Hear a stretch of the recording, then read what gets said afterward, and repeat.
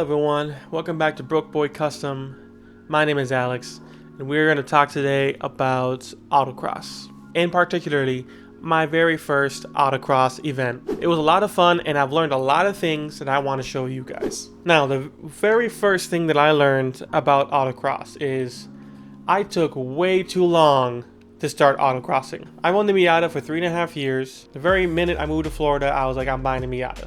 I got into the Miata hype. I watched all the YouTube videos about Miatas. I went on all the forums about Miatas, and I learned that Miatas come with open diffs. You have to change the diff. You have to change the suspension. You have to upgrade the brakes. You have to. And what I got from all that was I wasted a lot of my own time. I'm a little OCD with my cars, and I just have this idea that they need to be perfect. What I learned today was it absolutely does not need to be. This is what stopped me from going to the track for all these years. For the most part, I just went around a couple of car shows, a couple of car meets, and I really didn't get myself involved in the car community down in Florida because of that. It was a lot of time wasted, honestly. What I learned taking the car on the track is not everyone is running these high competitive cars. A lot of people there are just taking the cars that they love and having fun with them, and that's something that I've missed out on the last 3 years. The most unfortunate thing about all of this is my track is closing. It went up for sale, and unfortunately right now it's looking like the highest bidder is Walmart, and it looks like they're turning it into a warehouse. All of that track is just going to be some distribution center. It's very unfortunate for me because now I got bit by this autocross bug, and I just want to spend every single weekend taking the car out and ripping it. Another thing is, you don't really know what your particular car needs until you take it out. You can spend all this money on suspension, all this money on tires, all this money on brakes,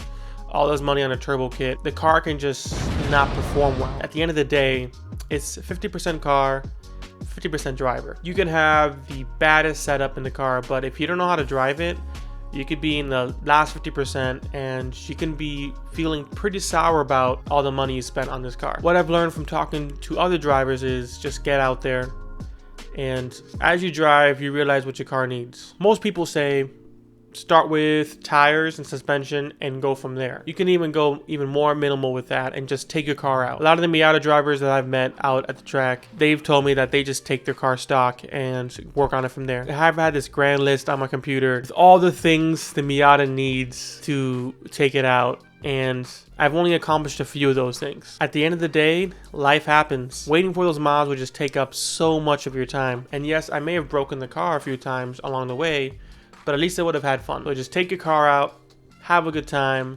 and you will not, for the most part, regret it. Just make sure that all the suspension's tight, make sure that the brakes are good, and make sure that you have all your fluids filled, and you should have a good time. Next thing I learned about going to this event is I've missed out on meeting a lot of friends over the years. Just going out twice, the first time as a spectator, second time as a driver. I've met a lot of cool people. We linked up on Instagram, and I've learned driving tips from these guys. I've learned setup tips from these guys. It's just a fun time. It's like all of the fun of going to a car meet and talking to someone about their car, but then you actually get to watch them drive it. Let's talk a little bit about my setup at this point. The only real performance mods on this Miata are the clutch and the tires. Tires, as been said in many videos about modifying your car, are the most bang for buck improvement you can get. Even on the street, I can just tell from switching to these tires how much of an improvement they are. The thing about the any Miata is, unless you've gotten it with aftermarket wheels on them already, they come stock with 14-inch wheels known as the Daisies. The thing about 14-inch wheels is they don't really make performance tires for 14-inch wheels. There may be a few out there, but there's just not a plethora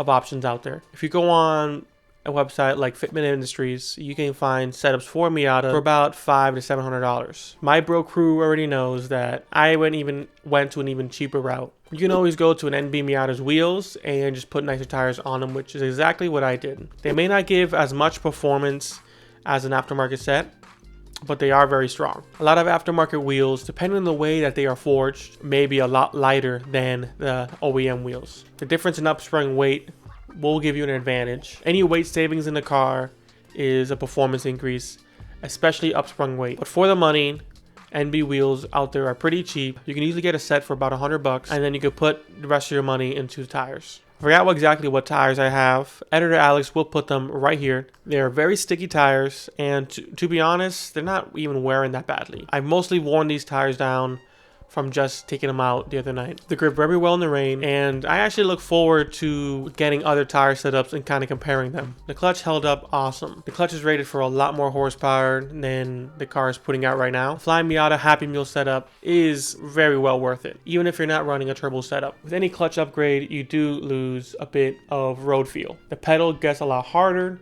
and the biting point is more aggressive. You may have higher trouble stalling out. The Happy Wheel clutch, it's very manageable, I gotta say. I've driven a few V8 cars with very heavy clutches, and they're very hard to drive. But the Happy Wheel setup is only slightly harder, and it just holds up a lot better than any factory clutch I've tried. The lightweight flywheel does help a lot with the revs. Decreasing weight in the crankshaft is very well worth it. Less rotational mass means the car revs up and down a lot easier. As for suspension goes, the Miata is stock. As for brakes go, the Miata is stock. And I think I may have depleted all of my brake pads, which is perfect for the next brake upgrade. Every time I took like a sharp turn to the left, I kept hearing this popping noise. I've never heard it before because I just haven't driven the car as hard before. I believe it is the body flexing and the body kit popping off. It doesn't really concern me, but it's just a fun quirk that the car has. The suspension tried its very best, but the car had a lot of body roll. It is due for some coilovers and some anti-sway bars. I hope to do all these upgrades before I take it out next, but to be honest with you guys, I'm not gonna let that kind of stuff stop me. All the cooling mods I did were very well worth it. Mind you, I don't have much of a baseline for how the car runs that hard, but I just had no problems with overheating whatsoever. While a lot of guys were popping their hoods and checking their tire pressures and doing all this kind of stuff, my car just ran every single time, no problem. One very last minute modification that I made was the aftermarket seat. The seat was a pro car seat by a company called Scat. It was my boss's brother's seat originally. He was running it in his IROC Camaro. Really cool drag setup, but he started daily driving the car more. He wanted more comfortable seats to get in and out of. Luckily for me, he sold them to me very cheap. After a whole bunch of fidgeting, I was able to get the driver's side to fit. For my 6'2" self, it is very tight. The seat is just bigger than the stock. He had a universal mounting kit with it. I was planning on cutting and replacing the tabs to make the fit on the Miata's stock location, but with a quick test fit, I realized that I wouldn't even be able to close the convertible top with that seat. For some measuring, I found out that the mounting holes were just a little bit off from these stock seats. Grabbed my drill bits, I got to work drilling these out to make them fit. Very tight fit, I gotta say again, but with sliders, it works. I do need to get a new steering wheel. I will have to see with a new steering wheel setup, maybe with a quick release, see how that works. Overall, it was a good upgrade.